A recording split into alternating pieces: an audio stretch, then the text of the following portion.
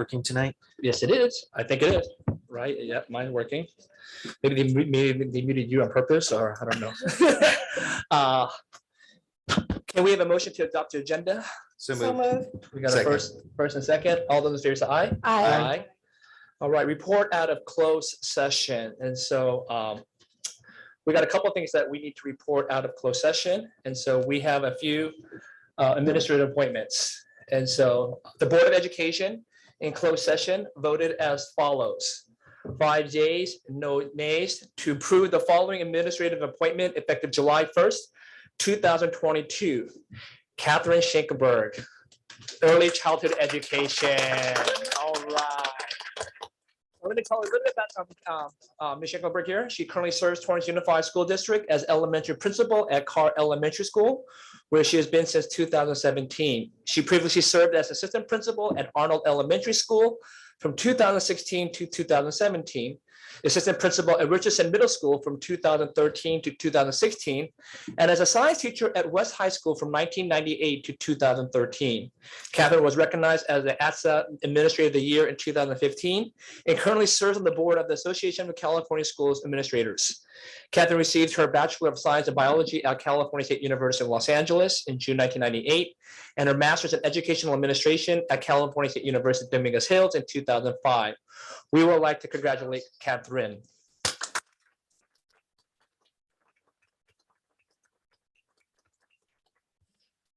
President Hahn, School Board, Dr. Stowe, and the entire cabinet, thank you so much for this opportunity. I am beyond grateful and incredibly excited to continue to serve the TUSD community in this new capacity. Torrance Unified has been my home, not only as a student, K through 12, but also as an educator for the past 24 years. So it's like 37 years. I'm very proud of the work that I've been doing with my team at Carr over the past 5 years. And now I'm beyond thrilled to work with our amazing preschool staff to support our very youngest learners. I'm also excited for the journey ahead as we embark on the adventure of growing our district's preschool program. As you all know, a positive start in the life of a child's educational career is so valuable. And I'm honored and proud to be part of the team that serves to impact the lives of our students and families in such a meaningful, not to mention super fun way. So thank you again so much for this opportunity.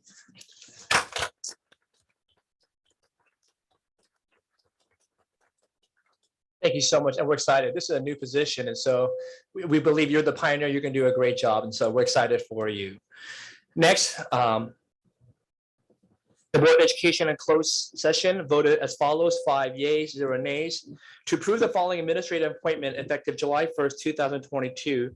Dr. Keely Hartage, middle school principal assigned to Magruder Middle School.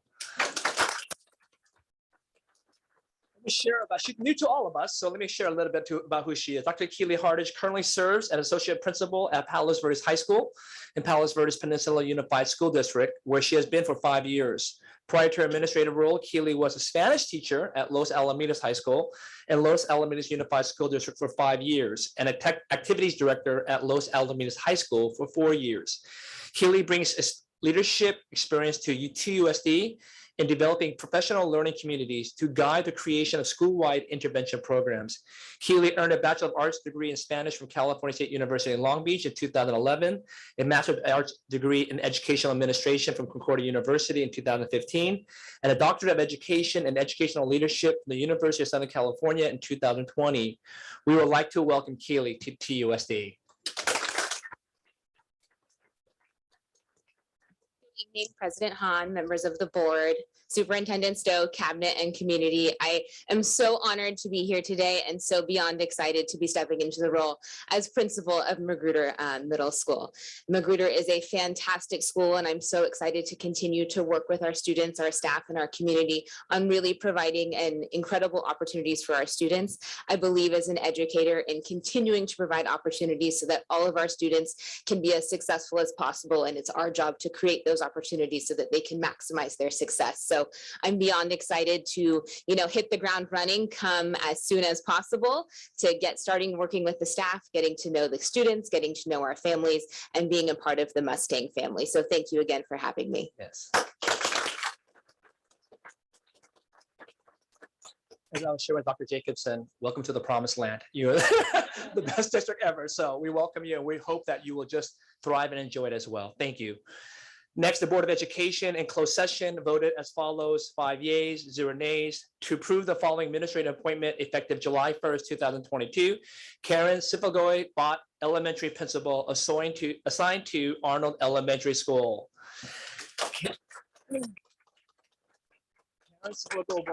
Currently serves Torrance Unified School District as coordinator, special education, and prior to that was assistant principal at North High School, where she was since 2016.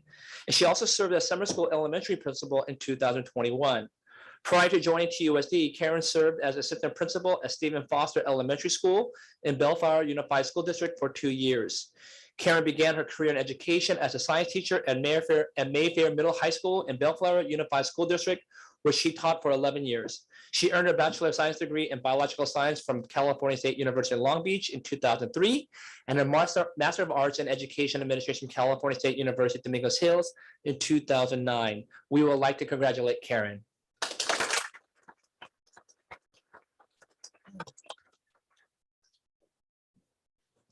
Thank you so much, President Hahn, cabinet members of the board, Dr. Stowe, for this amazing opportunity. I'm so excited to be venturing into this new position and working with the amazing Arnold community, who there are several teachers here today, so shout out. So excited. I already feel so welcomed. They actually came and brought me a little swag bag today. So I'm just like, oh my gosh, this is so awesome. But really, I cannot wait to work with our teachers and our students and the community to help our students grow. Malcolm X said, education is the passport to our future. Tomorrow belongs to the people who prepare for it today.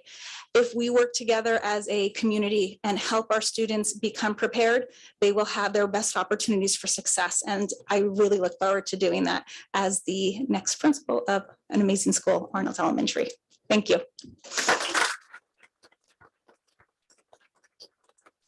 And thank you, Ms. Ball, for all that you've done for our district already. Filling in that role of special ed recently, I know it's short-lived, but thank you for doing that. And now we're excited for you to do what your passion is all about, children, so with the elementary kids. And so we're excited for that new role for you as well. The Board of Education in closed session voted as follows: 5 yeas, 0 nays, to approve the following administrative appointment effective July 1st, 2022. Dr. Nicole Jacobson, elementary principal, assigned to Torrance Elementary School.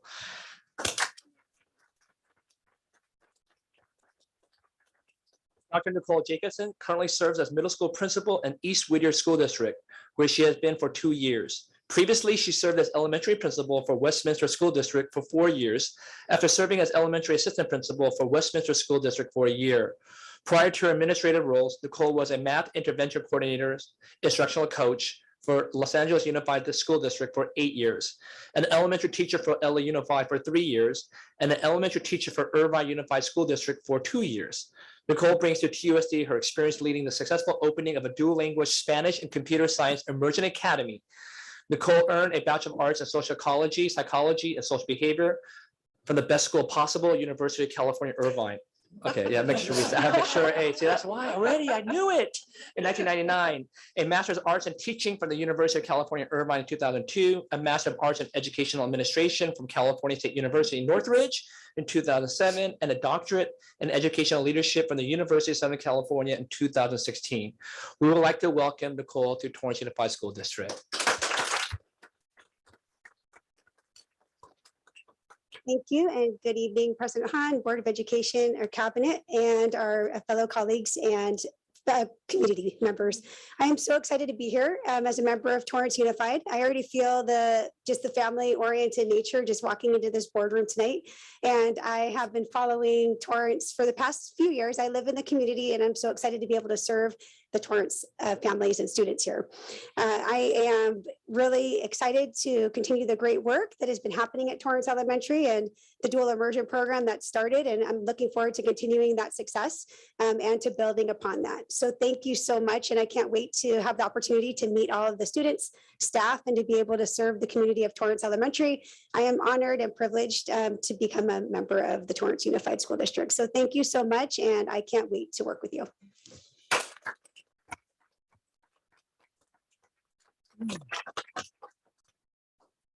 And last but not least, or save the best for last, the Board of Education in closed session voted as follows: 4 yeas, 0 nays, to approve the following administrative appointment effective July 1st, 2022. Sora Han, elementary principal assigned to Yukon Elementary School. Sora Han currently serves Torrance Unified School District as the assistant principal at Madrona Middle School, where she has been since September 2019. She began her service in the district in April 2012 as an intervention teacher, and in July 2015 was hired as a guided reading resource teacher and coach for the district. In July 2016, she was hired as a response to intervention and instruction resource teacher in support of Yukon and Victor Elementary Schools. Sora has made an impact on student learning by building relationships, engaging relevant, meaningful, research-based, best first instruction, and ensuring rigor for all students to succeed. Sora earned her Bachelor of Arts in Psychology with a minor in English from the University of California, Los Angeles in 1999, and a Master of Arts in Educational Administration from Concordia University in Irvine in 2018. We would like to congratulate Sora.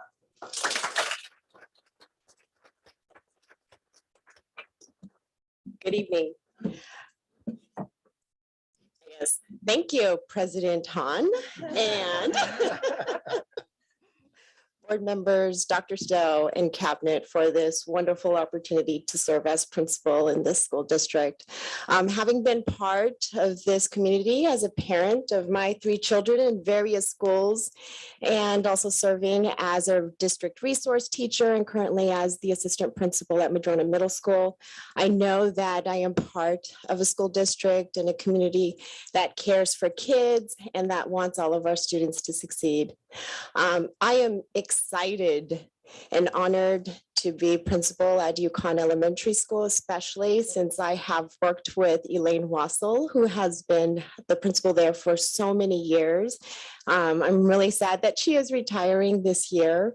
I'm also thrilled to reconnect with the students and parents and staff who are there, and I feel honored and privileged to serve in Torrance in this new capacity. I'll do my best, and I'm really excited. Go Huskies. Thank you.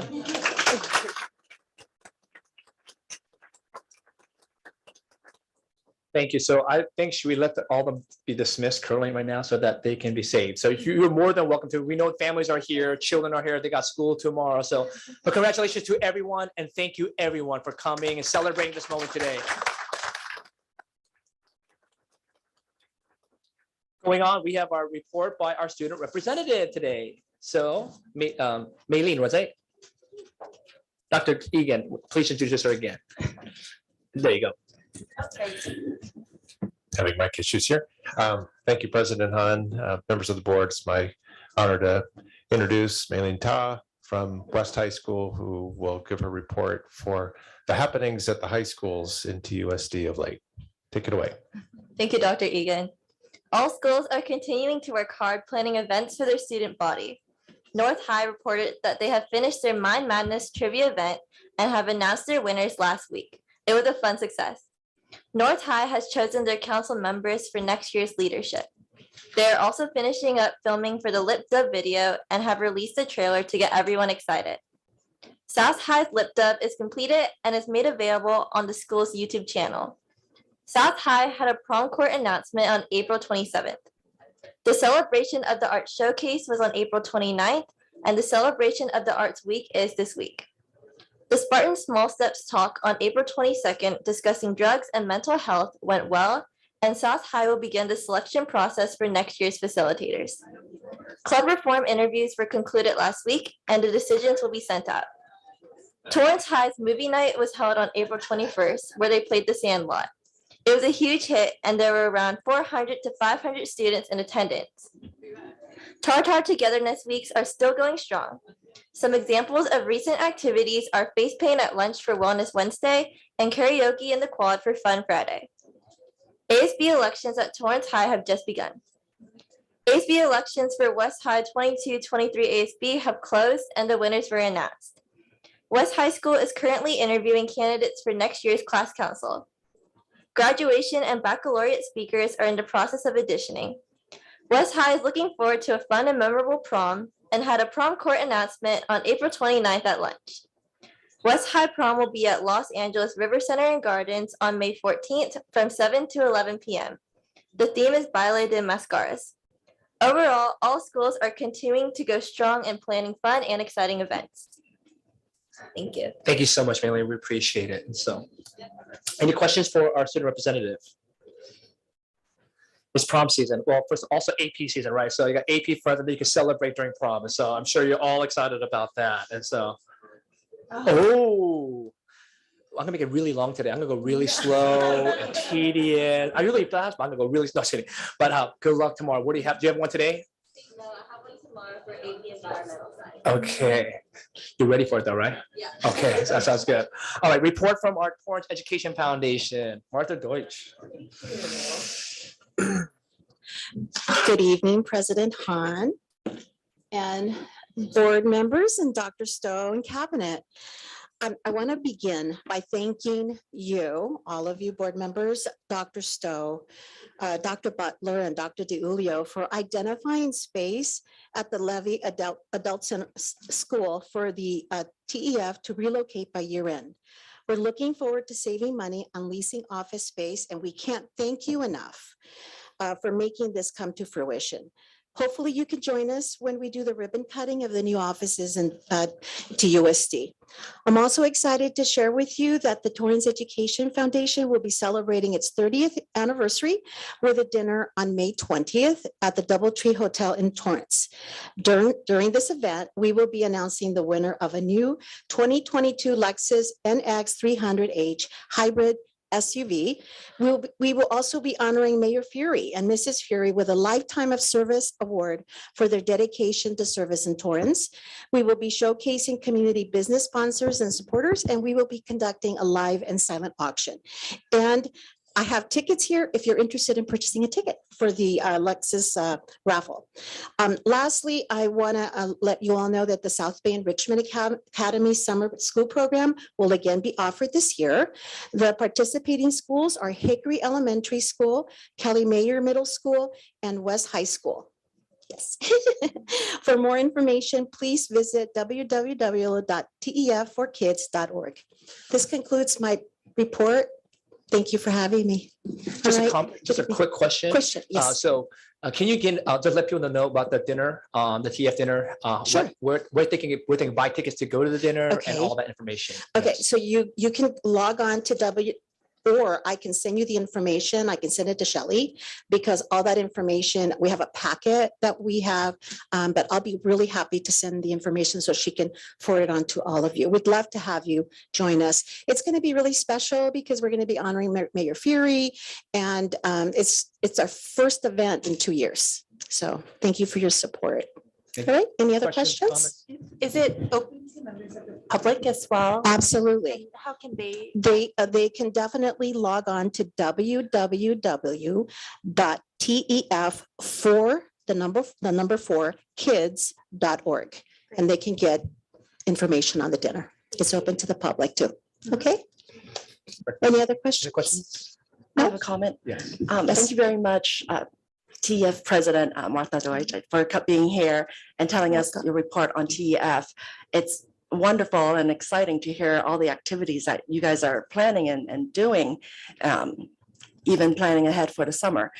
And I just want to tell you how happy that we are also to have found a good office space, because your foundation and our district are great partners in doing whatever we can for the best for the students. We have the same common goal. So appreciate you guys doing all that. Oh, thank you. Thank you very much, Mrs. Liu. All right. Any other questions? If not, thank you again. so much. Have a good Thank you evening. so much. Bye-bye. Next, we have our superintendent report, Dr. Stowe. Thank you, President Hunt, board members. So tonight, just a few updates. Last week, the California Department of Education released some information regarding the Pivotal Practice Awards. This was put in place put in action this year in place of the California Distinguished School Awards, and it was to highlight schools that had established innovative practices during the pandemic in the 2021 school year. And so happy to report that we had 25 schools recognized, including all 17 of our elementary schools, as well as the district. As a district, we could support or we could apply, and we were identified as one of the schools that the state recognized for our distance learning curriculum that we built for our elementary school students. So it's very exciting that we had so many recognitions for that. We'll be pushing that out soon. Middle school sports, as you all know, has been a big hit this year. And thanks to Dr. Egan and his leadership, and just a lot of people coming together at the sites to make that happen. All of the sports that have been gone on this year, of the last one waiting is volleyball. That will be starting soon, and the season will run from May 17th to the 27th, and then there'll be an all-day tournament at West High School on June 4th. So if you have time on that Saturday, it's pretty exciting that in addition to the regular season that the teams will play each other, they'll have a neat tournament hosted, just like they would a high school volleyball tournament over at West. This Saturday coming up, I know PTA is not here to report tonight. They'll be here the next time to probably tell you the winners, but the elementary school bike rodeo is coming up this Saturday at Victor Elementary School for the winners from the various schools. And so that's exciting. And then finally, before our next board meeting, we'll have seen the governor's budget may revise. We're hopeful that there'll be more money in the base grant, which is something that we've been advocating for since the inception of the local control funding formula in 2013.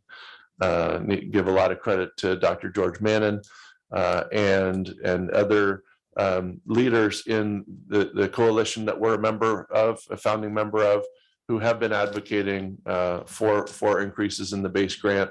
Assemblyman Almert Suchi and Senator Ben Allen, who represent our district, have also been staunch advocates for that. So we're hoping that we can see in this good budget year more attention paid to the base grant. So a lot more on that coming up, but that's exciting. Hopefully be released Friday the 13th. All day, right? That's I hope it's not a horse short, right? Yeah. Any questions for Dr. Stowe on board? Anybody? All right, thank you, Dr. Stowe. Moving on to the Universal Pre-Kindergarten Planning and Implementation Grant, Dr. Kim. Thank you, President Han. Tonight, as mentioned, I will be providing information on the Universal Pre-Kindergarten Planning and Implementation Grant, as well as giving an update on Universal Transitional Kindergarten. Mr. Martin. Thank you. First, some background information. You may recall that a presentation on Universal Transitional Kindergarten occurred here for the board on December 7th, 2021. And in a nutshell, AB 130 was passed by the state of California so that all 4-year-olds will be eligible to attend transitional kindergarten by the 25-26 school year at their neighborhood elementary school. So we'll provide an update on that, as well as we'll give information on a new Universal Pre-Kindergarten Planning and Implementation Grant.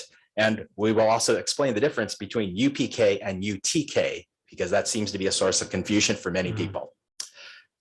Here you'll see AB 130's requirements. This again was passed by the California State Legislature back in July to be implemented beginning in the 22-23 school year, very soon, coming this fall.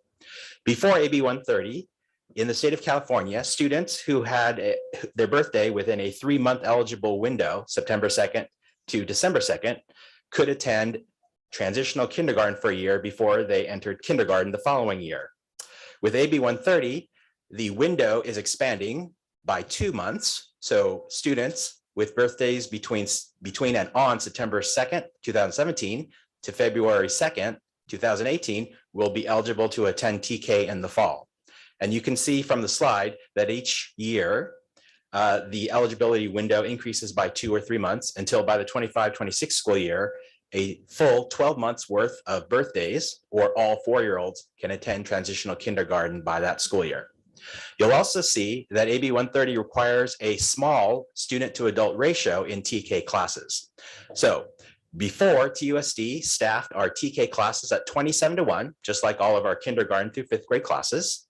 But with AB 130, the student adult ratio is required to be 12:1, as well as in the following year, 23-24, it'll be reduced even further down to 10:1. Mr. Mark? So these plans were originally presented to the board back in December, and they remain basically the same.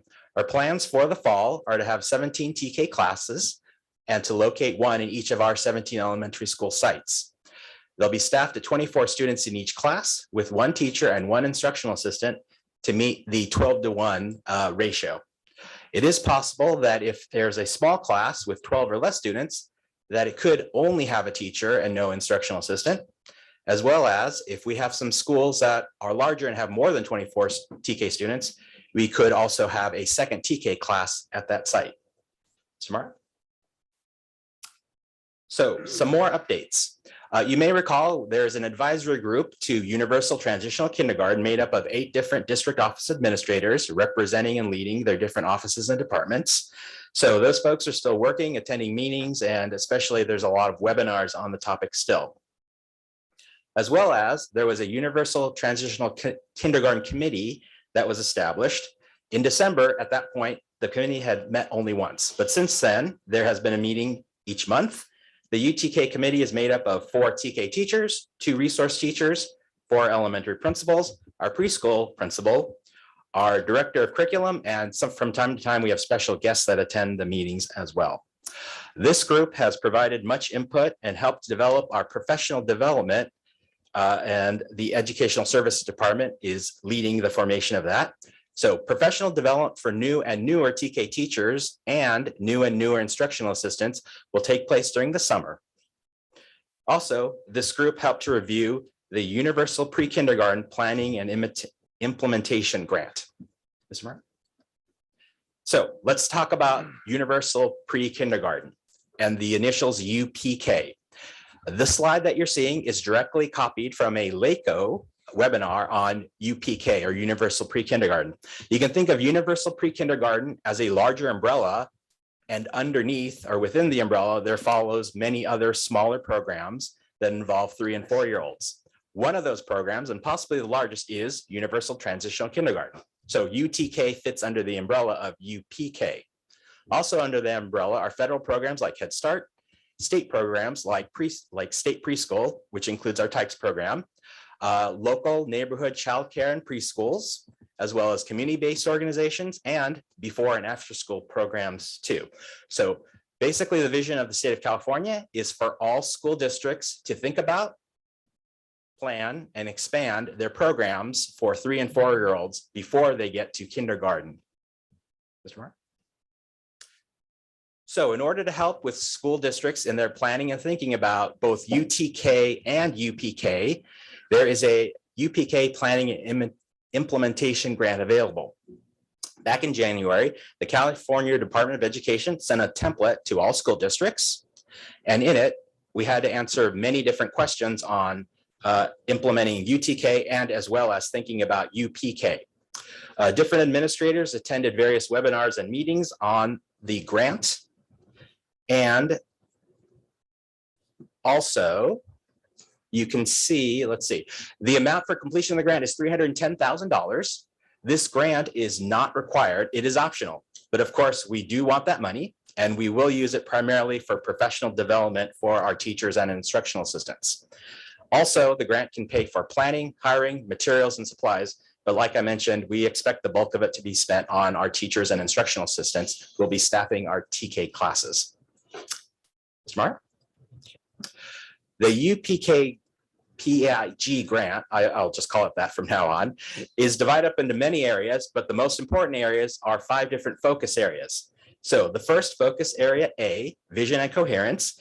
In this section, we describe basically what I've said tonight, and that we will have 17 standalone TK classes in the fall, one in each site with a teacher and IA for 24 students. Focus area B, community engagement and partnerships. We've provided information to and received input from various school and community organizations. I'll mention more about that in the next slide. Focus area C, workforce recruitment and professional learning. Here, we informed our current multi-subject teachers about TK. And for some of them, the HR department specifically, looked at their transcripts to see if they're eligible to teach TK. As mentioned, we'll be providing various PDs for our TK teachers and IAs as well. Focus area D.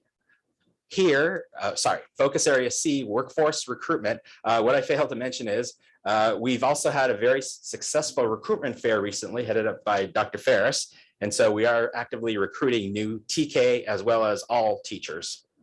Now let me get to focus area D. Curriculum, instruction, and assessment. So in this section, we talked about how we will provide social emotional learning for our TK students, how we will meet the needs of our multilingual students and students with disabilities in TK. We will be using both standardized assessments like the desired results developmental profile and TUSD assessments also. And finally, in focus area E, we looked at our facilities, classroom numbers, if any campus changes were needed, how we'll feed the students, provide them technology, and possibly transportation in the facilities, services, and operations focus area. Mr. Mark. So continuing on with the UTK PIG. So one of the requirements of the grant is to have a public presentation tonight. So that is occurring, as well as in December, we presented information on universal TK. We've had different groups to help form our UTK PIG grant plan, and we've answered the required questions in the plan with the help of various groups, sites, and departments. One of those groups was the District Communication Council, which was presented information and provided input. This group is made up of one parent representative from each of our schools. As mentioned, we have our UTK committee, which presented much helpful input on especially the professional development sections of our grant plan. We've also had individual conversations with members of the City of Torrance, the YMCA, and local preschools for the plan. And overall, 13 different TUSD administrators helped in assisting by answering all the questions in the plan. Mr. Mark. So what are our next steps? Well, the immediate next step is to finish this presentation tonight. After that, we will self-certify the plan. So no vote is needed by the Board of Education. It does not need approval by LACO or CDE. Basically, we just say, we've basically done with the plan. So what happens next is after July 1st, the CDE will send an electronic survey to us. And in there, we will basically put, I know I'm using the word basically a lot. We'll put in the answers from our written plan into the electronic survey. We'll receive the money, and then we need to spend the funds by June 30th, 2025. Smart. That concludes our presentation. Do you have any questions? Any questions from the board for Dr. Kim? So I have a couple questions. So let's say for this fall, right, we're gonna start TK, correct? Right, so do they know what years of the students that we're looking at, like what's birth years that we're looking at, like when we kind of announce it? So what is it right now? So any student whose birthday is on or between December 2nd, 2017. 2017, okay. Right. Okay. And 2000. February 2nd, 2018 Okay. are eligible for TK in the fall. Okay, 2018. So technically a kid could be in TK at 3 years old. Close? Well, once we get to 2025, yes, within a couple days, actually. 2007, oh, sorry. My math is so bad right now. It'll be 5 years old, duh. Right, okay, almost 5. So it's 4 and 5. Okay, but later on we'll get to 3. Very close to 3, yes, within a day. Just out of curiosity, don't you think that's kind of young for a TK later on? Like, well, TK is specifically meant for 4-year-old students. So it is considered a separate and distinct school year from kindergarten. yes. So the curriculum is different, the standards are different, the assessments are different. And so I'm wondering then a kid will enter kindergarten at 4. Let's say a kid 2025, a kid at 3 enters TK, because she just said 3, he could be 3 years old. No, no, Oh, they'll no. be close to 3, but they will be 4 years Still old. be 4 years no matter what. So be 4 and 5 always for TK. Okay, I just want to make sure that's clear. Okay. I thought for a second there, I thought you could be almost 3 to be in TK. That's why. And Well, again, within a day of your birthday. I know what you're I'm saying. It's 4. very close. Yeah, but at least it's closer to 4 than it is to 3. That was only my concern. That's why I wanted to make sure that was clear for me, at least, that was going to be the case. Okay. Right, and keep in mind how the students are instructed and assessed is part of what's now considered the preschool curriculum and instruction. And so it's not going to be, we're expecting kids who just turned 4 to do everything like they would do normally in kindergarten. It is a completely separate year's worth of instruction, where right now it's primarily done in preschool, not in kindergarten. Right. I have a few questions, but this first one might be builds off of what you're saying, but it might be more in Dr. Crumpy's wheelhouse. So I know that what we're talking about are early education credentials, not elementary multiple subject credentials. But could you also explain, there is an intent to change credentialing in California on the younger age group so we're talking about all of under this entire umbrella, right? So currently it's a multiple subject credential, and this is really a Dr. Ferris's wheelhouse, I think, more than mine. But it's a multiple subject credential with early elementary units or that credential or certificate program. There is, this will be a while, but they are looking at changing the credentialing so that there's a different elementary credential, so that there will be like a TK to is it grade 2, Dr. Ferris? Grade 1 to 2, and then a 3 through 6. So, but that's gotta be finalized and designed and then implemented at the university system for someone to get the credential before they would be ready. So at this time, then we can grandfather in people who have taught TK, have those units, and we will also then provide training to help our teachers, even our current TK teachers, that because like as Mr. Hahn was saying, currently it's 3 months of birth dates as they're turning 5. So that right, they're turning 5, but quite soon and it'll be all 4-year-olds. And so, and that's a very different from I turned 3 just a couple of days ago to I'm almost turning 5. And so we will be that, which is why there's you prior meeting approved the resource teacher for early childhood education.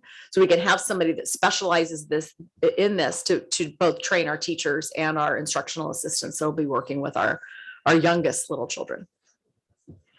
Thank you. Dr. Kim, could you talk a little bit more about the role the city of Torrance is playing in our plan? So part of the UPK PIG was, as I mentioned, to provide information to partners as well as garner information and input from them as well. And so there have been members of the city of Torrance that I've spoken to personally, let them know about UTK as well as UPK. And one of the components of the plan is to try to make certain that programs, whether they're done by the city or the YMCA or other private organizations, are not being displaced by our programs that we are ushering in. Because the goal is not to supplant current programs, it's to supplement so that all 3 and 4-year-olds have instruction and daycare eventually. This won't be immediate, this won't be in the fall. What the CDE has been calling this plan is it's a living plan, and it should and will change over the years as more and more information is sought, more input is gained, and more possibly laws will change from the state as well. With the YMCA, what have we done with them, and will there be before and after school care? Because I saw that's like the last part of the umbrella. We do see these going forward and continuing a relationship. Oh, absolutely.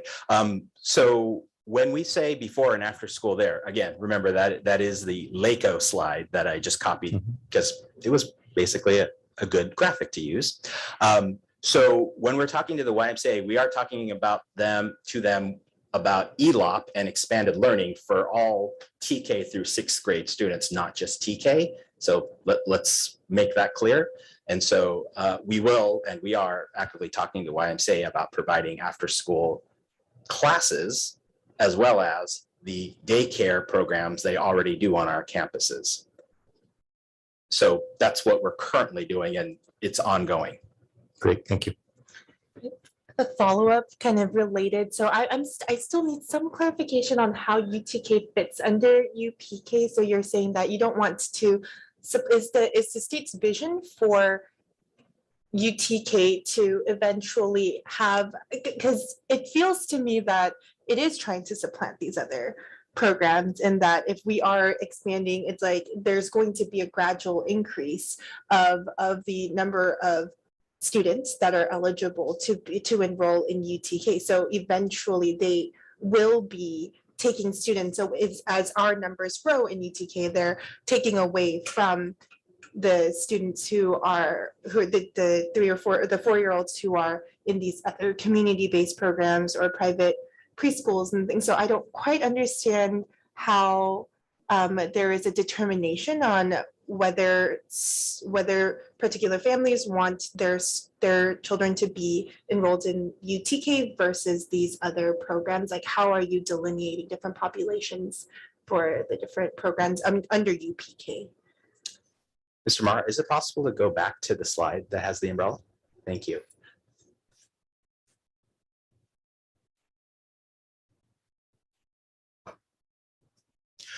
So one of the reasons why the state legislature passed AB 130 was because there are many 4-year-olds in the state that have no instruction at all. They have no daycare, they have no preschool, they have no ability, families can't afford it, or they simply can't get them to anything before kindergarten.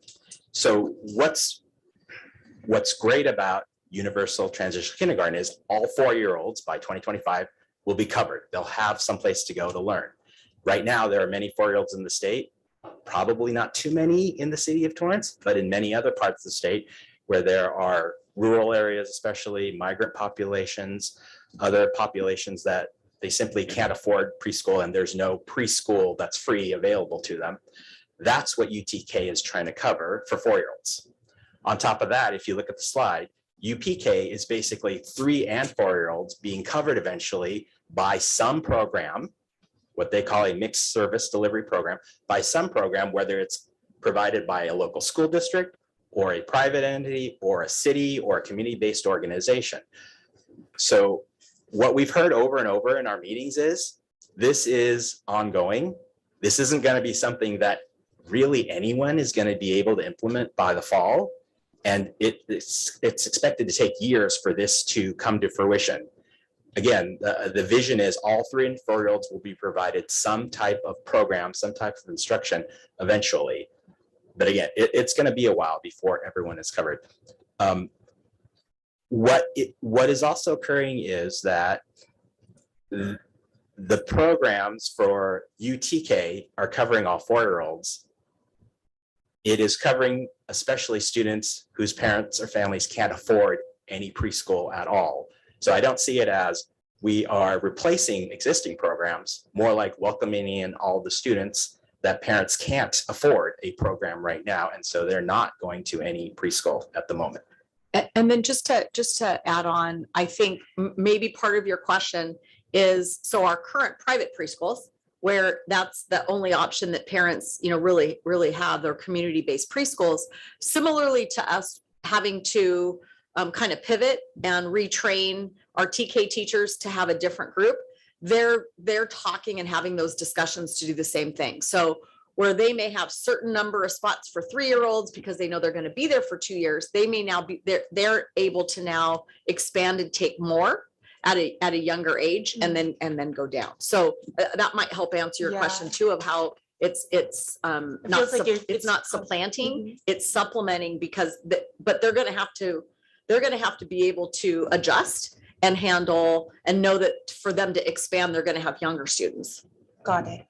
The other question I had was related to the logistics. So if, for instance, I know that it's 24 to the teacher and the instructional aide in the classroom, if it's the case that there are 30 students, is it possible to have 2 instructional aides with 1 teacher, or does it have to be another classroom that's added with another teacher? The best practice would be to have a second classroom. Having 30 in one class is very crowded. That's one way to put it. And so the plan is, if there's a school site with over 24, is to try to have a second TK class at that site. If it's between 1 and 12 students more in the second class, then it will only be staffed with a teacher. Once the second class gets past 12, then by AB 130's requirements, it would have to have an instructional assistant as well. Thank you. So just to add on to her question, so my question is then, so a student doesn't have to go to TK if he wants to go to kindergarten. They can go straight from preschool to kindergarten, correct still? Well, so TK, you can see, well, in a previous slide, what the birthday eligibility was. Yeah, so now it's April, not December anymore, or? Well, it'll be September 2nd through. For now, yeah, For but the eventually fall. 3 years will be April, Right. eventually, yeah. Well, eventually it'll be all 12 months. 12 months, yeah, Right. regardless, okay. Right. So, It's still September 2nd. You have to Yeah. 5 on or before September. What I'm saying though, Right. but you can skip, you can be at a preschool till you're 4 and then just go straight into kindergarten. That's what I'm asking. When you're 5, correct? That's still available to the student. correct. Actually, kindergarten's not a required grade either. So someone could stay in a preschool that goes up through kindergarten. And then enter enter first grade. Okay. And the reason why, because right now it seems like people use transition kindergarten was because if your kid is the youngest, right? A lot of parents didn't want their kid to be the youngest, right? That's why you put them in transition kindergarten so that they wouldn't be the youngest, right? That's what it seems like. That's what we did, obviously, as parents, right? Our kids went through transition kindergarten, 2 of our kids. No, we had TK. It was called TK when we were there with Mrs. Evans at Torrance, right? It was called, at that time, it was called, for Nathan, it was called PreK. I mean, yeah, for Nathan, so it was called something else, but for Stella, it was called TK. And so that's why we felt like, for someone, our daughter, we don't want her to have a kid that's January and she's in October. That's 10 months. That's a long, big span at that early age. And so that's why people went to transition kindergarten, because you felt like our kid was so young. That's why I'm kind of worried that if it goes to a year, will parents still feel the same way? You have, let's say the edge one at the beginning is like 1 year. That's a whole year. So I'm just wondering, if that's going to be a huge factor. I'm just wondering as parents, right? Because to me, that's the reason why people went to transitional kindergarten, so that they have the option. If my kid is young, I can put them in transitional kindergarten so they can be older, right, and more in their class range, I guess. So 2014 Yeah. is when we fully transitioned to transitional kindergarten. Mhm. The years 2011 to 2014, we had a mix of our old preppy program Yes. and transitional kindergarten, as I believe it was AB 1381, the Smithian bill, Mhm. was phasing in a required transitional kindergarten. Before that, there was no preppy or transitional kindergarten required by the state at school Right. districts. And then 2010 before, we only had preppy.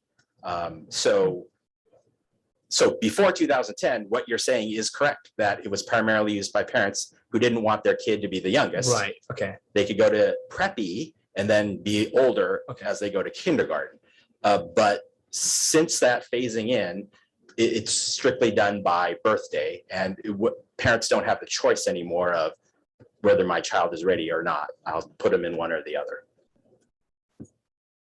I understand that, but what I'm saying though, the parents, because that birthday made a huge difference. That's that birthday mark, right? That was a huge transition, right? Like if you're like, that's why some parents decided that, you know what, because I don't want my kid to be, I'm going to send my kid to private school for a year and then try to figure out if I can repeat that in the public school. So they'll send a kid in kindergarten for private school for 1 year and then bring their kid back to public school for 1 year in the same grade, right? Because of the fact that they don't want that 1 year gap between students. Do you see what I'm saying? Does that make sense? Do you understand what I'm saying? I'm just wondering why the state is going for the whole year again. That's what I'm wondering. Why didn't they just leave it at, maybe that's what you're saying. Maybe because of the fact that they felt like kids did not get, at 4-year-olds did not have access. That's what it is. That's what it sounds like to me. It's just you have kids further access, That's what I'm wondering, So if that's the case, then that makes sense.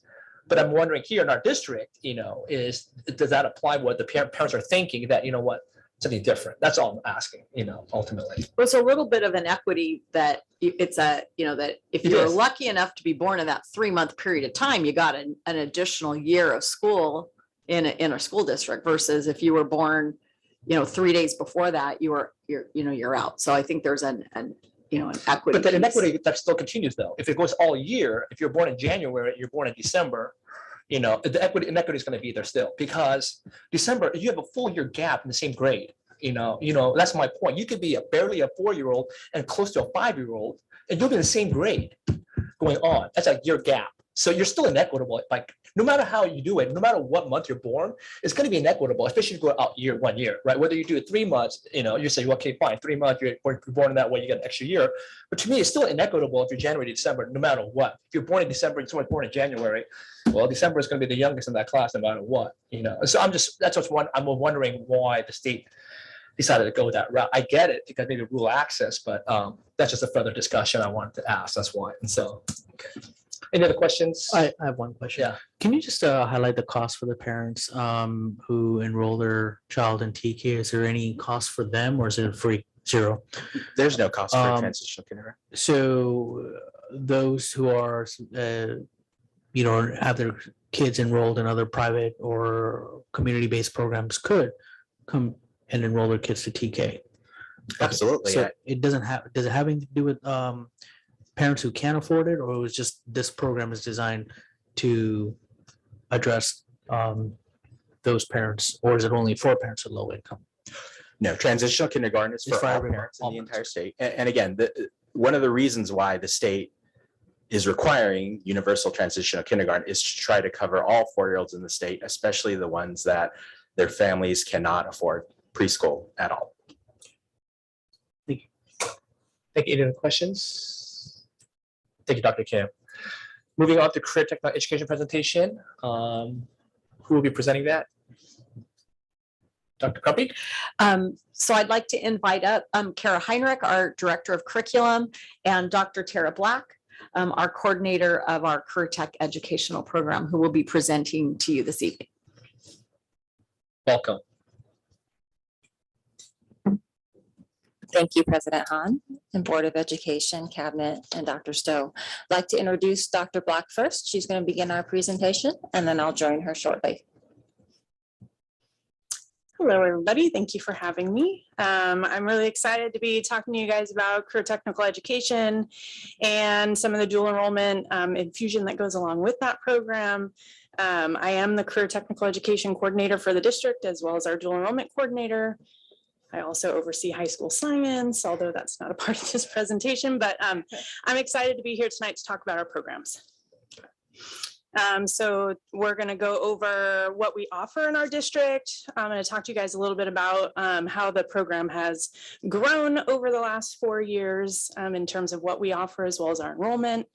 We'll look at El Camino College and how we do have college credit options within our program. Some new pathway offerings. We'll talk about some articulation we have at the middle school level with our Project Lead the Way program, and then finish off with some SoCal Rock. Okay, next slide. So we have, over the last 4 years, really grown a lot with our CTE pathway program offerings. We currently offer 16 pathways over 10 different industries. I have to apologize because I noticed there's a typo on the slide. It says 11 industries. It's not true. It's only 10. It's the colored circles you see on there. Anyways, so 10 industries, we have 16 pathways. We've been growing every single year since I've been a part of this program. So it's really excited to see the growth. If you go to the next slide. Most of our programs do fall under 2 years. Some are 3 years. We do have one that's a 4-year program, but all CTE pathway programs are designed to be a sequence of courses. Those courses do have to be between 2 and 4 years in length. The courses are designed to be taken in sequential order, and they culminate in a capstone course. Most of our programs are 2 years because, logistically speaking, it's easier for students to fit these courses into their schedule, their junior and senior year of high school. So we do have some strategic planning that takes place for students that do take the 3 and 4 year programs. but we want to make sure that our students have as much opportunity as possible to take these classes. So a lot of our programs are 2 years. We have seen quite a bit of growth in our CTE enrollment over the last 4 years. We currently have 2,504 of our high school students enrolled in one of our CTE courses this year. And you can see in the graph there that we have quite a few programs that have grown in enrollment over the past 4 years. Most recently, 7 pathways have increased in enrollment this year. And we've added 2 new pathway programs, plant and soil science over at North High and photography at South High. And the biggest jump that we've seen is video production and emergency medical response. The kids are really excited about those programs. We've been expanding our video production programs over the last couple of years. We now have it at 3 of our 4 high schools, and emergency medical response brand new last year, and it's skyrocketing. So lots of interest in that program. We're really, really proud of the growth that we've seen over the last 4 years. So this is our CTE programs by quadrant.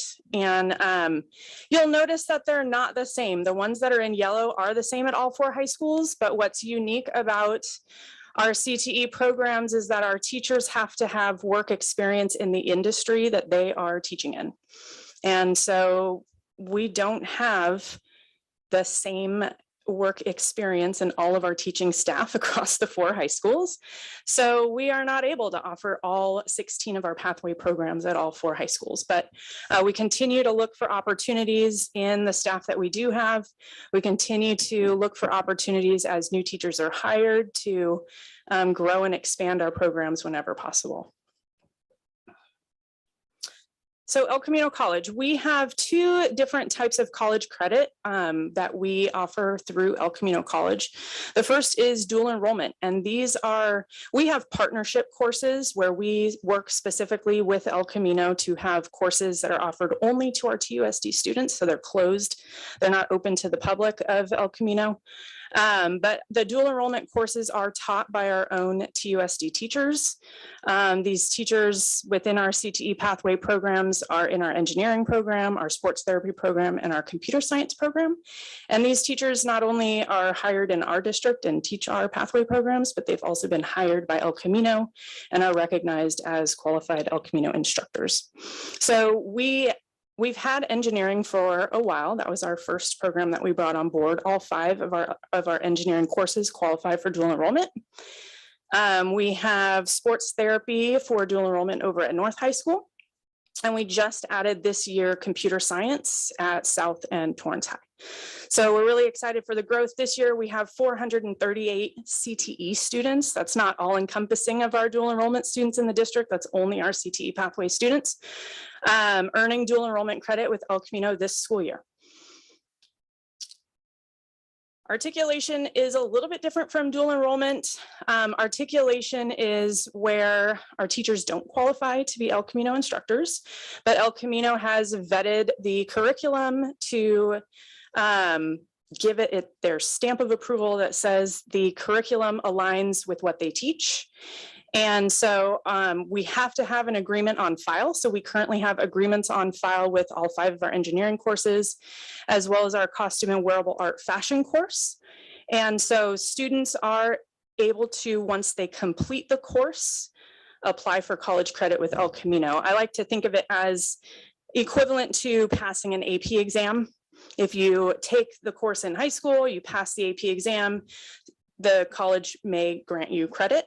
It's similar. So if the students take these classes at our high schools, El Camino has said they will grant college credit for those particular courses we have agreements on file with. And if the students choose after they complete the course, they can apply to El Camino for college credit. They do look different on the student's transcript, so it does indicate that it is an articulated high school course.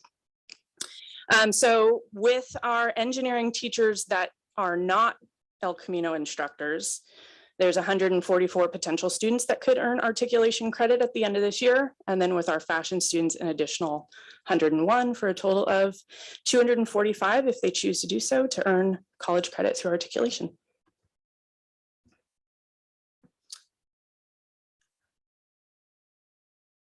Speaking of fashion, we'd like to have our student from West High, Carly Dawson, come on up and share her experience within the CTE pathway.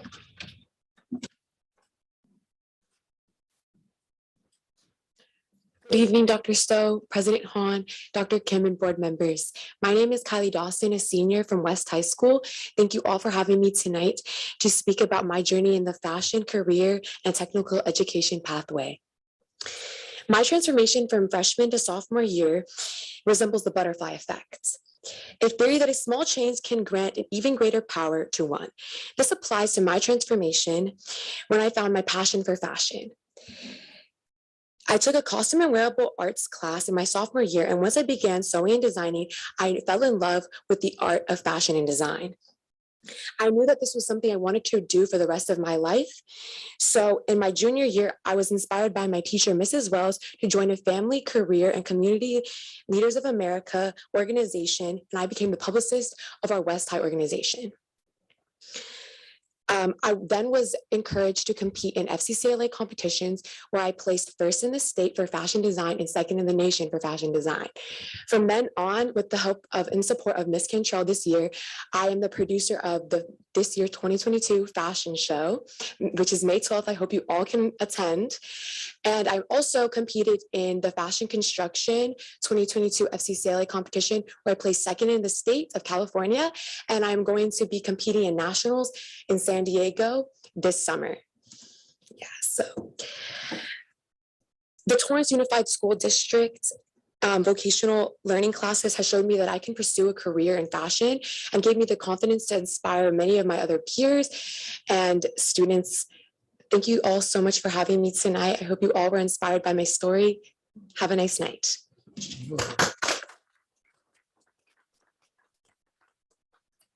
Thank you, Kylie. So we're excited to continue and open 2 new pathways at Torrance High School this coming school year and yet expand another at West. So we'll be expanding the early childhood development pathway at West High using one of our current teachers that is there. And then we're going to be opening a brand new pathway of early childhood at Torrance High, as well as our first public safety sector focused on EMT and fire safety at Torrance High. So look for those to come in fall of 2020. Next slide. So as Mrs. Black was saying, that in addition to CTE and dual enrollment, on our own high school campuses, we also partner with outside agencies. And one of them is El Camino, and it provides our students access to other pathways and modules that they wouldn't otherwise have on our own campuses. So on this slide, you'll see an array. This isn't everything. This is just some of the pathways that El Camino offers that our students can also take that differ from what we offer here and TUSD. For example, you see the machine tool technology, the communication studies, and electronics. Next slide, please. So Project Lead the Way. Project Lead the Way is our model that we have in place to articulate the pathways from our middle schools to our high schools. It provides our students that real world problem and application, and it assists them in moving forward so that they do continue into our career tech ed pathways. And eventually we hope into careers that will emulate from our high schools to beyond and post-secondary. Growing our CTE programs from our feeder middle schools to the corresponding high schools has assisted us in developing those 3 pathways that you see up there: engineering, computer science, and biomedical science, which we utilize the Project Lead the Way curriculum.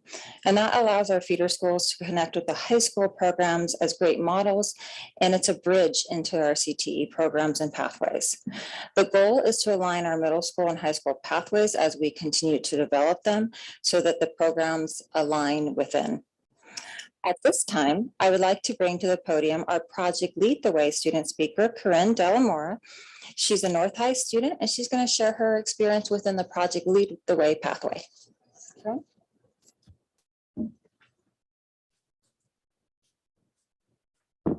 Hello, everybody. My name is Corinne Delamora, and I'm a student following the engineering pathway at North High School. This pathway has helped me realize what engineering actually is and helped me realize that it's something I actually want to pursue. These are dual enrollment courses, so students are expected to put in a little extra effort to earn the college credits, but the workload is manageable. Additionally, these courses have exposed me to the different fields of engineering that one can choose from. For instance, some courses expose you to the mechanical side of engineering, while others, like the course I'm currently enrolled in, digital electronics, expose you more to the electrical side. These courses require you to use your learned knowledge and skills and apply those to real life problems and help you design the solutions to those problems. Just recently, my teacher tasked us with designing a copier circuit that could detect when a jam occurred. And when that was detected, it would stop the motor portion of the copier to prevent it, you know. I just really appreciate that you don't have to know a whole bunch of math or science like engineering, entails, but any student can enjoy these courses without that expert knowledge, you know? So I'm really appreciative that these courses were offered to me because it's helped me realize that engineering is something I would like to pursue in my future career because it's a passion of mine. Thank you.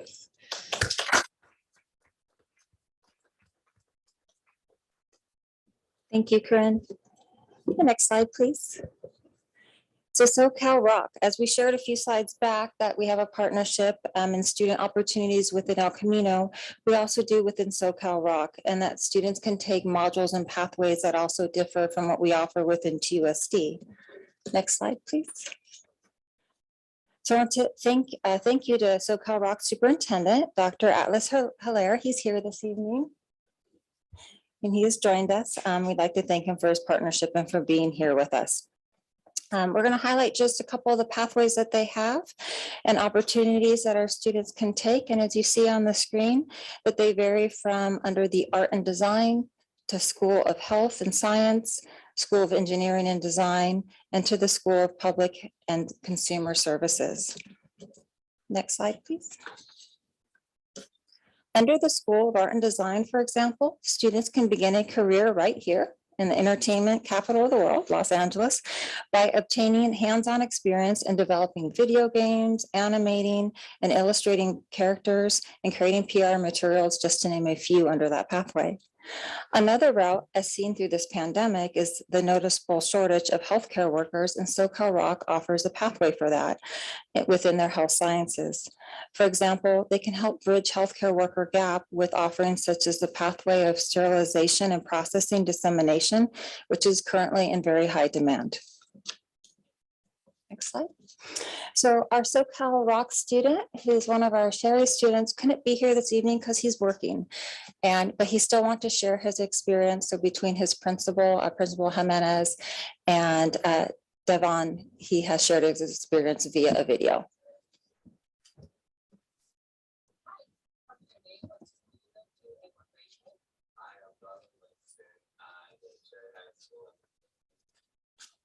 Class are you taking at SoCal Rock? Is this a class that you enjoy, and if so, why? Yes, it is a class I enjoy. I get to meet with people, and it helps me understand how things work. And do you see this class benefiting you in the future?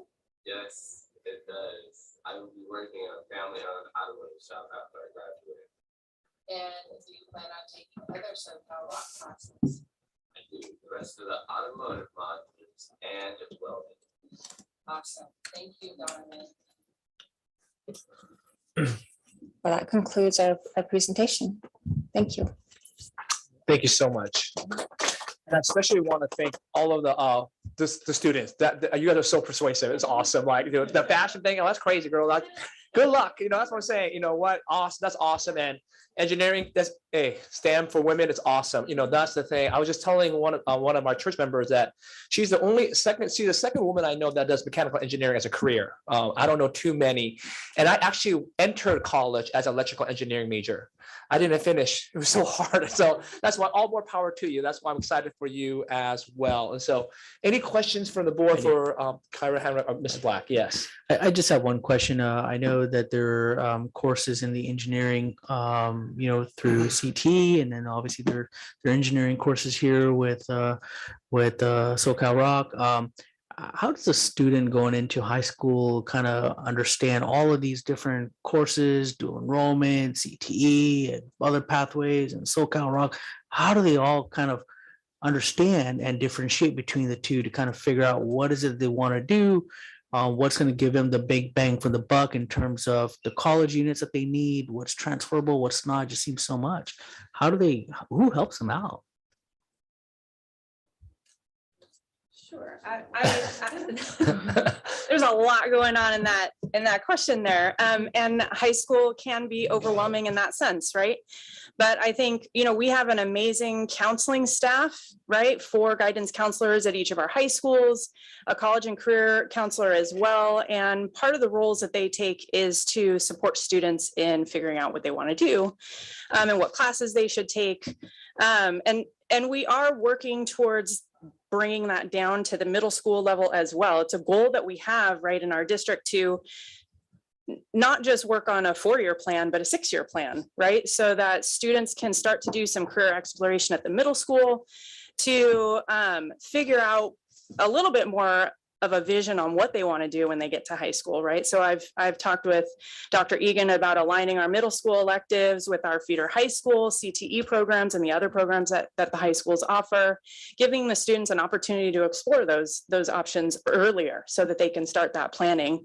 And we've talked about developing the 6-year plan so that not only do the students have a vision, but their parents do too, right? To help them try to figure out what classes to take. We started some of that in CTE. If you visit our website, which is on the district CTE website under programs, there are some documents under each of our pathway programs called program of study documents. And so each of our pathway programs has a 4-year plan kind of mapped out as a sample to show the students how they can meet their high school graduation requirements, their UC A to G requirements, as well as complete their CTE pathway and which courses offer dual enrollment within that, as well as shows them the alignment to El Camino's degree programs that they have that align with the programs that we have at our high school. So we're starting that work, to build that out to support the students even more with that planning and support. But really, college and career planning takes a village, it takes a team, right? And so we have the guidance counselors, college and career coordinators. We're also working on it through our CTE pathway programs. We have parent nights. I mean, there's a lot that we're doing and more to come in that area. And I think expanding to the middle schools is a great vision and great work that we have to do in the future. Dr. Person? Question, what are the limitations on articulated credit? With AP, colleges don't have to accept even a 5 if they don't want to. What are the rules for articulated credit? And what does that mean? Yeah, articulation has to have a formal agreement on file. And so an El Camino kind of drives the approval process in that. So our goals are really to focus on dual enrollment growth because it does benefit the students more because it's the true college course, right? We know it's an El Camino instructor. They're earning that high school credit and college credit simultaneously at the same time. It benefits them more in the long run. So really our focus is dual enrollment. Articulation is something that we try to pursue if we don't see a way to open the dual enrollment door. If we're limited by our teachers that we have on staff and they don't qualify, how can we then provide college credit in another way through our CTE program? So articulation is a way for us to do that if we don't have the staff that can qualify for dual enrollment. But it is a lengthy process and it's one that takes time to get approval on because the El Camino instructor and the high school instructor have to collaborate on the curriculum. There's an approval process for the course outline, and ultimately El Camino has to approve of it on their end through their division, their deans, their instructors, their school board, et cetera. There's a lot of signatures from El Camino's end that take place. So, if they don't approve of it, we can't grow in that area. So they're kind of they control a lot of the articulation approval process. Well, let's say Cal State Dominguez Hills, will it accept all of the articulated credit?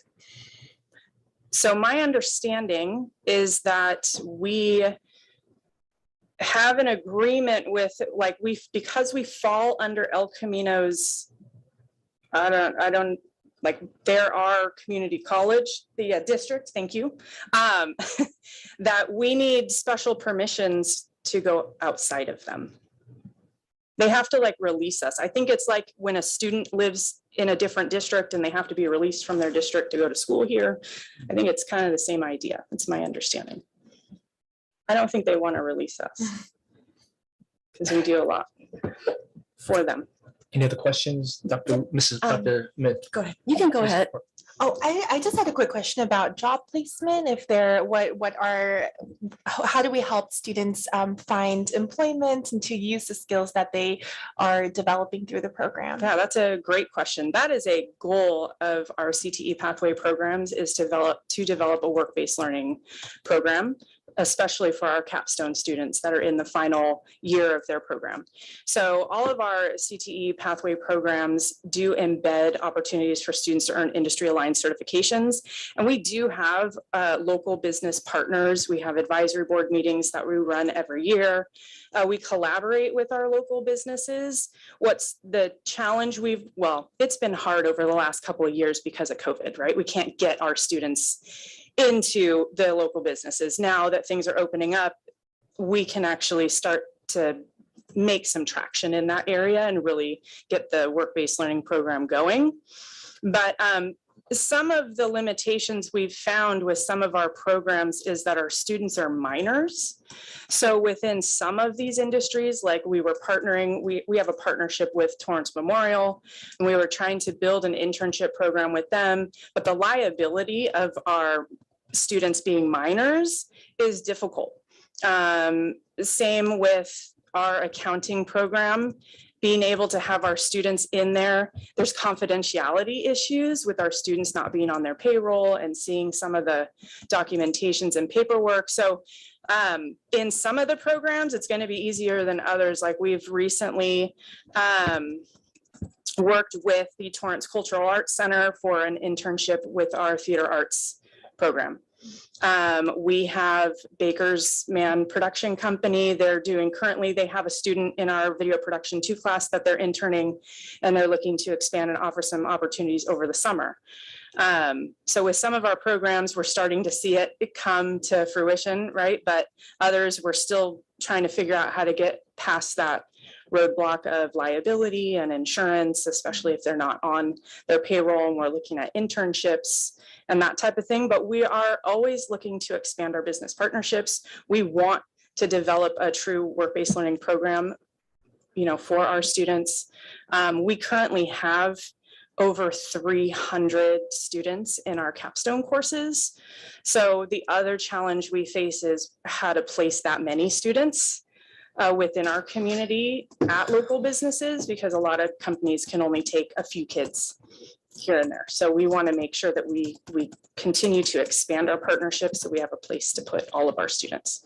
So something came up at our advisory board recently to try to partner with the chamber to try to expand some of those partnerships and look into really truly growing our work-based learning program. So it's a goal. It's in the process. And if any of you guys have any partners that you want to send my way, I am happy to accept those partnerships. Ms. Liu? Yes, hi, Dr. Black. As you know, I've always been a big advocate of CTE. Even before I was a school board member, over the years, I've attended all these workshops and discussion. I want to applaud you and Mrs. Heinrich and all the other CTE staff for promoting, supporting, and continuing to improve our CTE pathways available for all our high school students. I have a couple of questions.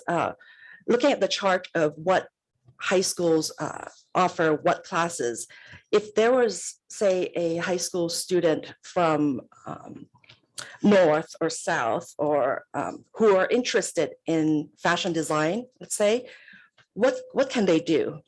Because those classes I see under the chart are offered under Torrance High School and West High School. Right. I think, currently at this time, that's one of the reasons why we like to expand our partnerships, to places like El Camino or SoCal Rock for programs that, we don't currently offer, to as we've mentioned earlier, supplement, right, our CTE programs as opposed to supplant them, but to be able to go outside where we see that we don't have the ability to offer it for that student on that campus.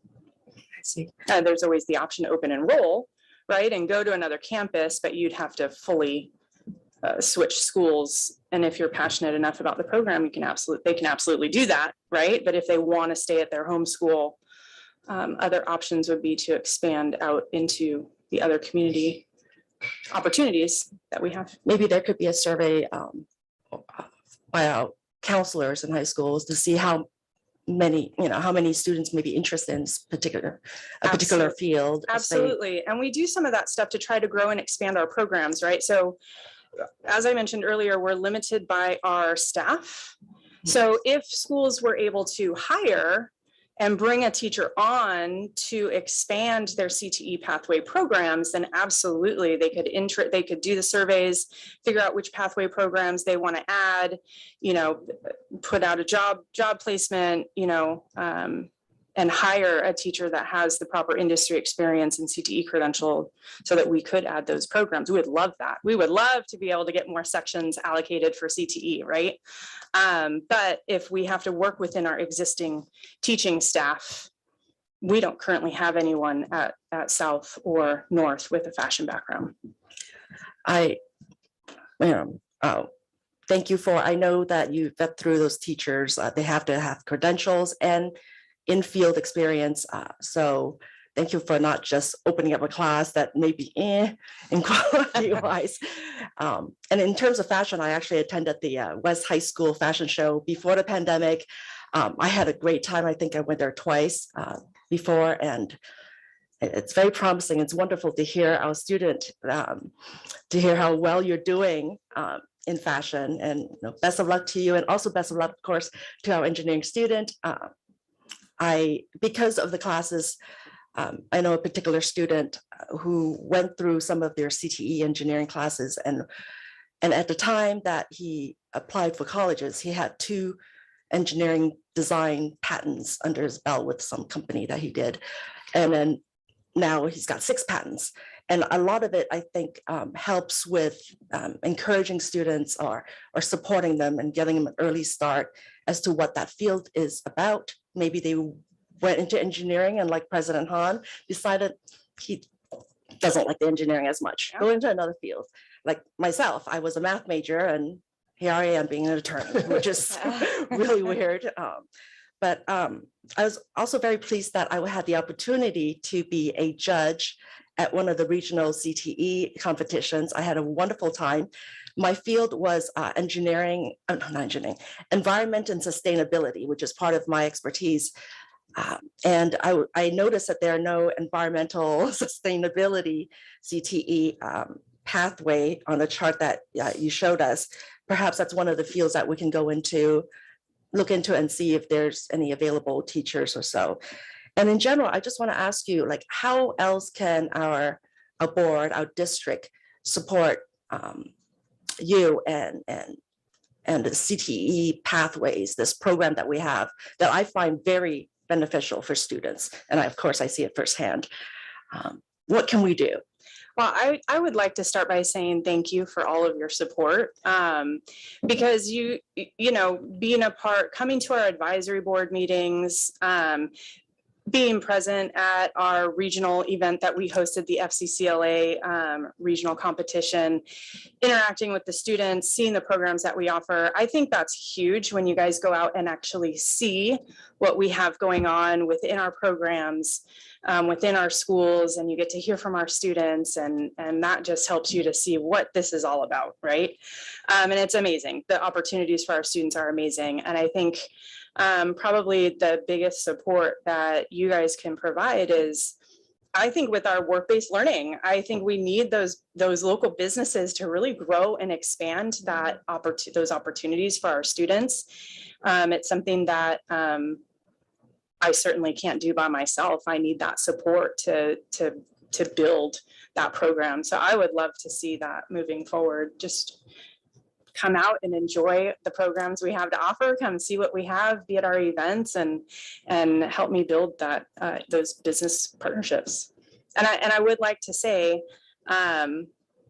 sometimes in my mind, I separate my high school science world from my CTE world, but the regional invention convention that we hosted here, we had some engineering students from West participate in that, as well as engineering students from South, as well as middle school project Lead the Way engineering students participate in that. Several of them moved on to states, and we get to hear at the viewing party this Friday if any of them made it to nationals. We'd love to have you guys there. And I know that we've been talking a lot about how are we going to get our kids to nationals if they qualify. We would love your support in rallying around that fundraising efforts, you know? For sure. So I think it's such an amazing opportunity to talk about patents. I mean, we had that young little third grader who came and spoke at the board meeting, right, about how she's in the patent process. And I think we have a huge opportunity here for a lot of our young inventors. And it's a great way to inspire our kids to join some of the CTE programs that we have, right? And to provide some of that career exploration all the way down, starting with our elementary kids. Yes, thank you.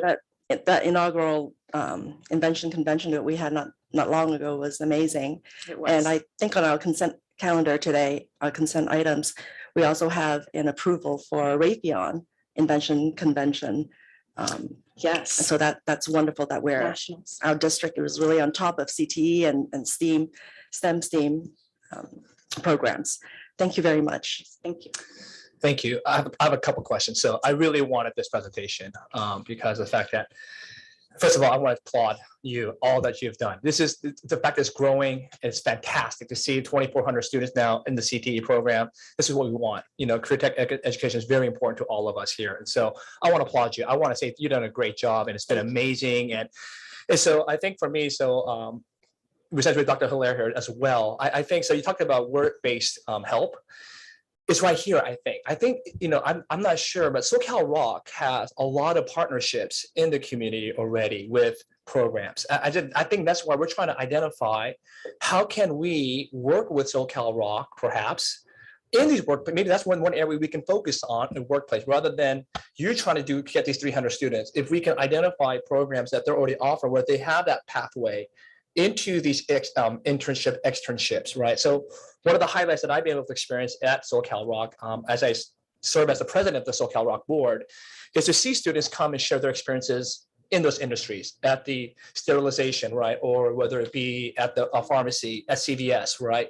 These are the things that we talk about workplace placements that I would like to see, because of the fact that we have 2,400 students, but only 300 are out of the 2,400 work-based, right? So I'm wondering, out of 2,100 students, how many are them? Are they all in dual enrollment college, or is it like, see, there's a gap here, right? I'm sure that there's maybe 1,000 maybe dual enrollment, because that's the goal. You said there are two goals. That sounds like dual enrollment and work-based employment, right? College and career readiness. Huh? College and career readiness. The right? college career, that's the third one. That's the college and career readiness, right? So that's the third one, right?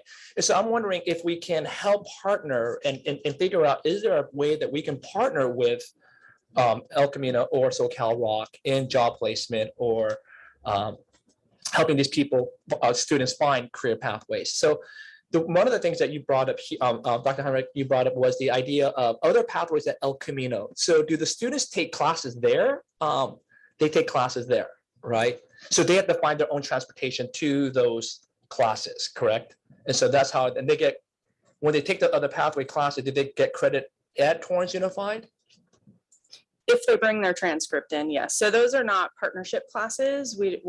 So partnership classes when we have a full class of just our TUSD students, right? Okay. So the other programs would be if there's a student interested and they decide to go on their own over to El Camino, so they can earn credit on their transcript here in Torrance Unified if they bring those transcripts. So they can bring it back and bring the transcript. So we can credit to their transcripts here at that point. So the question that I asked, maybe Dr. Butler or Dr. Still, is for the ADA, does El Camino get the ADA, or do we get the ADA for that? We both get the ADA.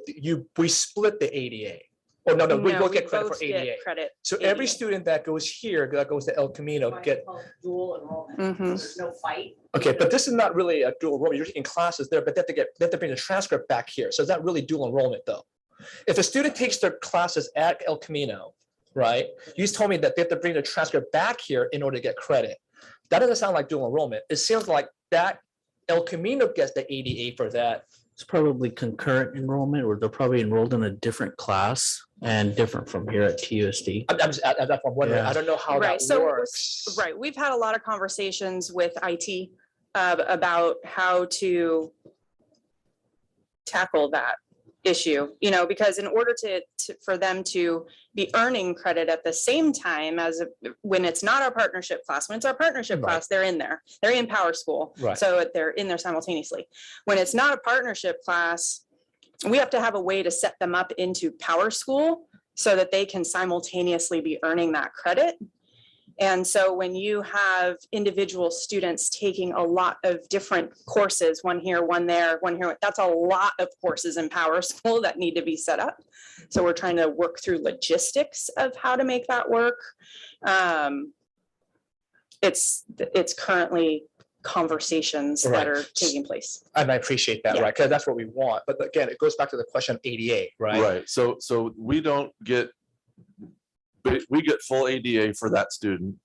And I don't know how the community college works, but they must get some sort of revenue for those students taking classes as well. Okay, so we still get the we don't have to, we don't get an invoice, we don't write a check or anything. We still get our full ADA, and El Camino gets to probably get something to cover their costs. Okay, so as long as Because we the get our kids ADA. aren't taking a shortened day.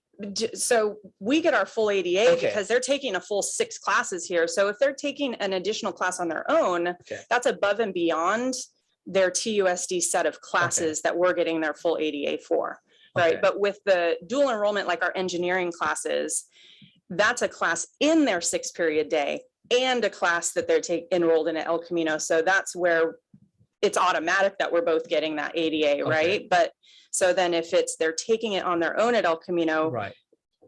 I guess we're not necessarily getting the ADA for that class, Right, right? but we get the full- they're But getting we're not full paying ADA. But we're not to paying. have the student take the class at Okay. El Camino. But is a student paying to take that class? No, dual Okay. enrollment is all. No, free. not the dual enrollment. No, no, all high school students, they call it dual enrollment at El Okay. Camino.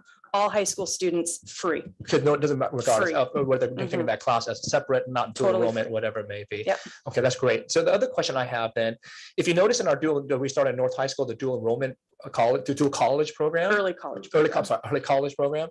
Do you see that affecting maybe CTE going forward in terms of like dual credit? I'm just wondering because of the fact that the dual college. I mean, the goal Early is college. to provide the career guidance and counseling for the students. So if there's a student in the early college program that's interested in engineering as a field, right, as a career field, we want them to be in the early college program and take the El Camino dual enrollment, engineering courses that we offer at North High. We want them to do both, right? Because the goal is for them to set themselves up for what they want to do as a career moving forward. If they want to be an engineer, then they're going to need to take both. Get an idea, but exactly. Okay. And so the last question is that obviously not only the work-based program, but it's the certification, right? So one of the things SoCal Rock does is one of the big things, certifications, right? They help students get certifications.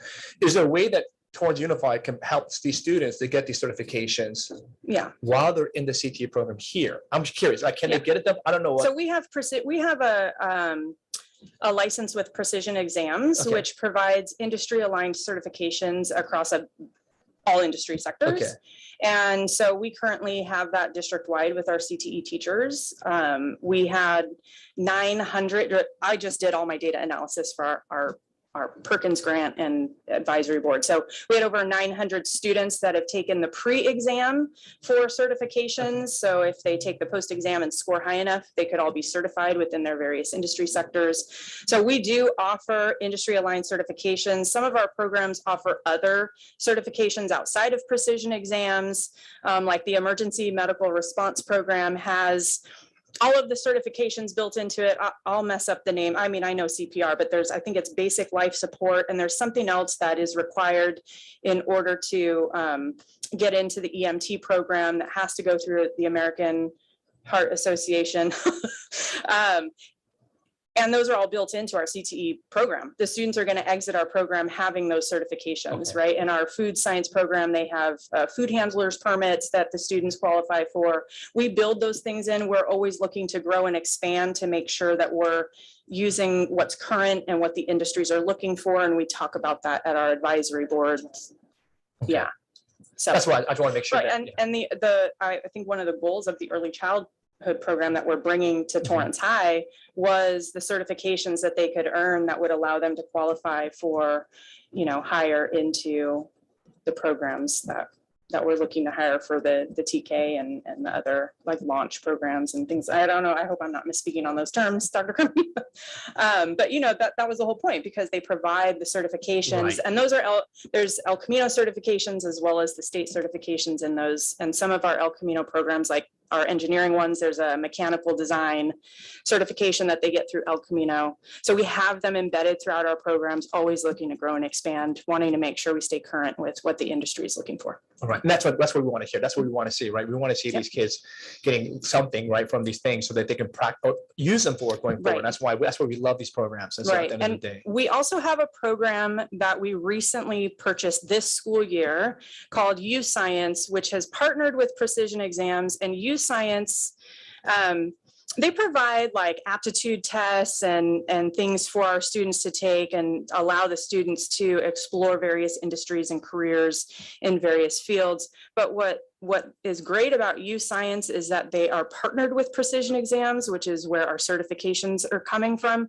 So in the student portal, it will link the precision exams that the students are earning with the industries and careers within those fields. And then they've just started a portal where local businesses can actually sign up to be a part of the pipeline within their portal, so that when students earn a certification, it'll tell them what businesses are recognizing that certification for job placement. So we talked about that at our recent advisory board and encouraged our local businesses to sign up for it. And I'll be following up with them over the next few weeks to get them connected with a U Science representative. Because what we want is for our students, once they earn the certifications, is to then know what they can do with them, right? Yeah. And we want to connect them with the businesses so that they know where to go and how to find that job, that extra support piece in taking that first step. perfect. In I love that. getting a job. Yeah. So We're hoping to expand it. So Right. we want to. So if I can ask Dr. Stowe if you can contact Torrance Chamber of Commerce and have them sign up, whatever it may be. That'll be our first step, so that we can, that's what I'm saying. That's why it's helpful, so that we can get understanding. So that'd be one step. Maybe we can ask, maybe Donna Dupron. That was part of my pitch last Friday at the State of Education. Right. Unfortunately, there weren't as many businesses there as I'd hoped, but yes, that is an area that I've already spoken with Donna about. And that'd be how do great. we continue to try to expand that? And I have a contact at U Science I can share that will help the business get into their system to be that pipeline, so that they can then review the certifications too, to know which ones they're looking for and get them on the portal. But just know this, all of us here, we're for you, right? We're cheering you on. Thank you. We love this. We love the students. Like, we can have more students come more often and better. Like, we want to hear the stories. And again, if you have any ideas, students, like, please share with us about how we could help you go further ahead. What would be best, and maybe some ideas. It'd be great to hear. And that's why we love the student voices. And this has been excellent. Thank you so much for this presentation itself. Thank you. So, any other comments? Thank you. Thank you. Thank you guys so much. Moving on, public hearing to increase developer fees on new residential and commercial industrial development projects. So I believe that you have a readout for the public hearing, and this is to give the public the opportunity to comment on the potential raise in development fees. Okay, so here's the readout. This is duly noticed public hearing on the Board of Education, Torrance Unified School District, to increase statutory school fees imposed on new residential and commercial industrial development projects pursuant to Education Code Section 17620, developer fees. Have any written comments been received from any person as to the reportable fees reports since April 18, 2022? None. No written comments have been received. Is there anyone present who wishes to comment on the increase of statutory school fees or the increase of statutory school fees resolution presented for adoption in tonight's agenda? If so, please state your name prior to making your comments. Anyone? All right. After A, I guess I can just close it, right? I don't have to read the last part, right? Okay, thank you. It's closed. Thank you. Thank you. Moving for oral communications. The Board of Education welcomes input from the public. Speakers wishing to address the board on non-agenda item topics have completed the appropriate submission form on the district website or in-person speaker card. Time allotted for public comments on non-agenda items is limited to 3 minutes per comment and for a total of 30 minutes per topic. A speaker may not relinquish his or her name to another. Do we need no cards? No I one think online. This is the first time that I have got no cards, nobody online. This is momentous. I just want to pause, enjoy the moment. And so, no, okay, so moving on. Adopt resolution number AS-07-2122 of the Board of Education of Torrance Unified School District to adopt development fees on residential and commercial industrial development to fund construction or reconstruction of school facilities. Can I have a motion? So moved. Okay. Take a second. Second. We got a first, a second. All those in favor say aye. Aye. All those against say nay. Motion approved. Adoption. Motion adopted. All right. That's a good thing, by the way. So, approval of consent item. Agenda. Does anyone make a motion to approve all consent items, or anyone to pull an item? Anyone? I move that we adopt all of the consent agenda. Second. All those in favor say aye. Aye. Wow, no speaker cards, no consent items. Wow, we are moving forward today. All right, so coming to the very end, board calendar, I guess, right? That's pretty much it. And so comments from the board. A report from SoCal Rock. There's nothing much to report. Pretty much Dr. Hilaire was here today. And so we'll be meeting with El Camino soon to give them a tour of the facility and to figure out how we're going to develop our partnership with them going forward. But from CSBA. I'll give my comments. First, I want to wish all of my fellow teachers and former colleagues a very happy Teacher Appreciation Week. Second, I want to congratulate Human Resources. Our first teacher recruitment event looked great. I cannot believe there were over 300 attendees, but everyone I spoke to felt it was well done. I also love seeing one of my former students who is finishing up her teaching credential and seeing another one of them become a math teacher. Go, Lauren. Since last week was my spring break, I had the opportunity to visit a number of schools. I got to see Madrona and Hull participate in Torrance High's incoming student assembly. I also had the chance to tour West High and see Jefferson's assembly, where the students recognize their teachers and outgoing principal. I really enjoyed all the student engagement activities I saw across all of our campuses. Lots of students smiling, cheering, and just enjoying being at school, which was great to see. As Dr. Stowe said during his superintendent's report, the state of California is once again not giving the California Distinguished School Awards. Instead, they have announced the 2022 California Pivotal Practice Awards. I'm very proud of Torrance Unified, which has once again been recognized for its educational practices and leadership during the pandemic. As we heard, all 17 of our elementary schools have been recognized, which by itself is amazing. We also had 5 of our 8 middle schools and 3 of our 4 comprehensive high schools. Just how outstanding that is, and to give the public an idea of how amazing all this news is, I looked at the press release. There was no mention in that press release about any other schools in, say, Palos Verdes, Manhattan Beach, Hermosa Beach, or El Segundo. Redondo Beach, Santa Monica, Malibu, and Long Beach each had 1 elementary school listed. Weisburn had 4.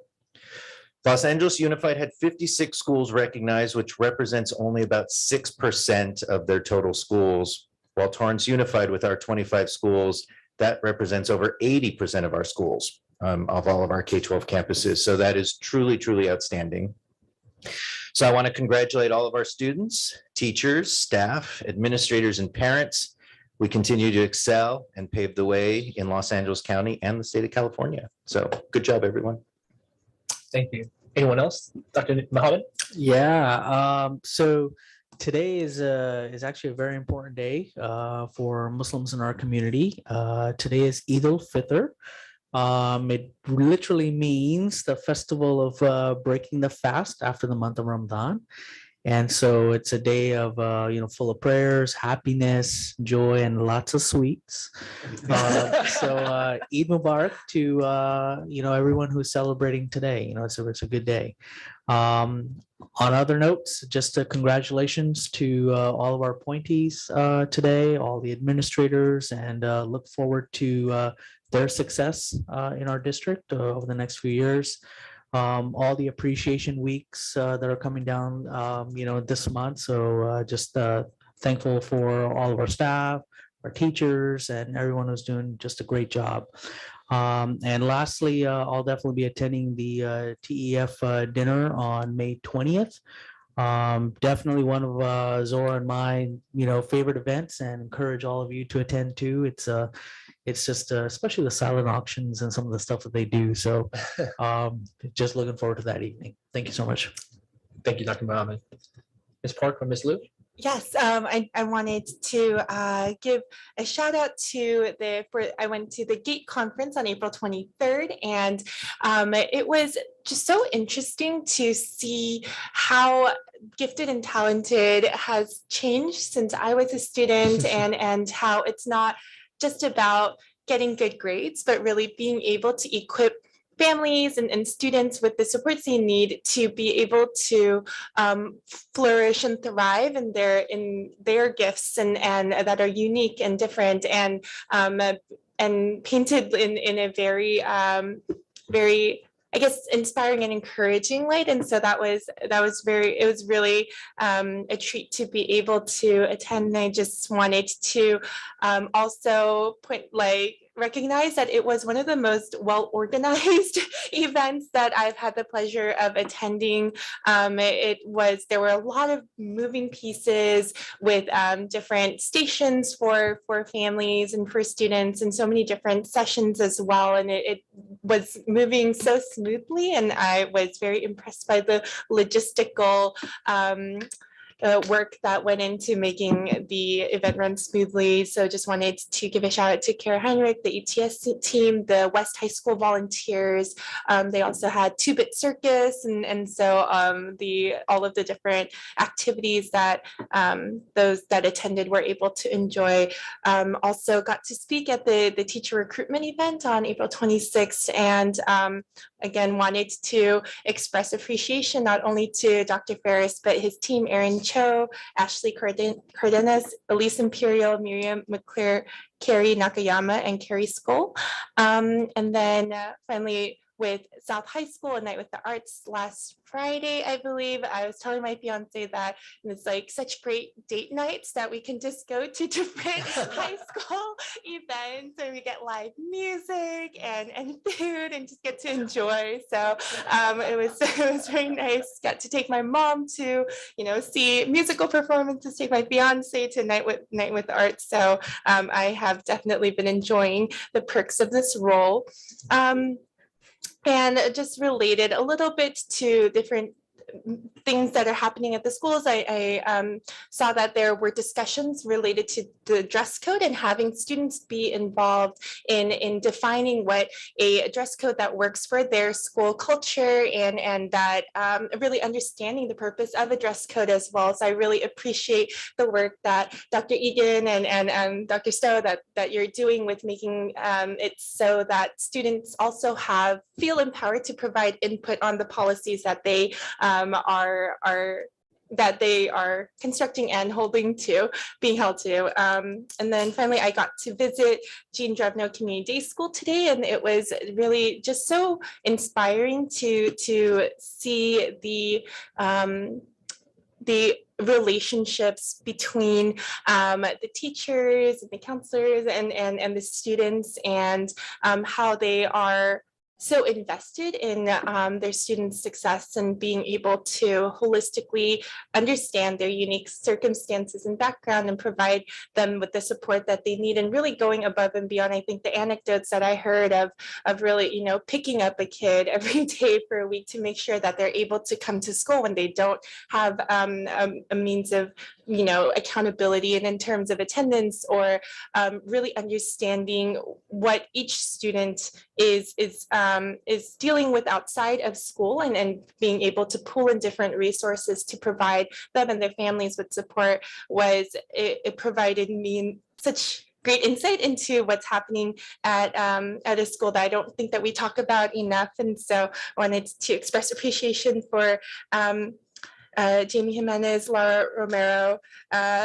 Stephen Stephen Berube, and Jose Bustos, and I forgot the security. What was his name that we met? The security. I forget, but yes, yes. I was just so inspired by the work that they're doing. So thank you. Thank you, Ms. Lu.